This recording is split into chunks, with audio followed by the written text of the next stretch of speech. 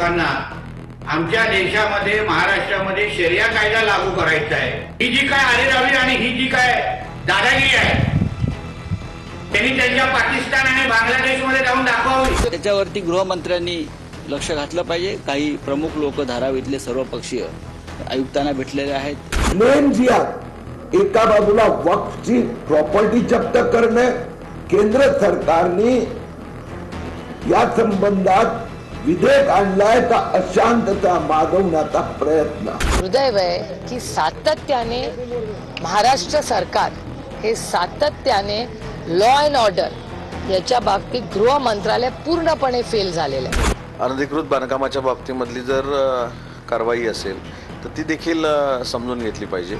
प्रशासनाने देखील त्यांच्याबरोबर संवाद केला पाहिजे आणि ते खरोखरच जर अनधिकृत बांधकाम असेल किंवा त्याच्यामध्ये काही अजून काही कोणाच्या भावना अडकलेल्या असतील त्याच्यावर महानगरपालिकेबरोबर त्यांनी चर्चा करावी। कायदा कोणी हातामध्ये घेऊ नये, कारण शेवटी महाराष्ट्र राज्य हे कायद्याचं राज्य आहे। असं जाती जातीचे तेढ ज्या पद्धतीने वाढवले जात आहेत, ज्या पद्धतीने तू राहशील किंवा हिंदू राहील किंवा मुस्लिम राहील असा तेढ भाजपाचे आमदार करतायत।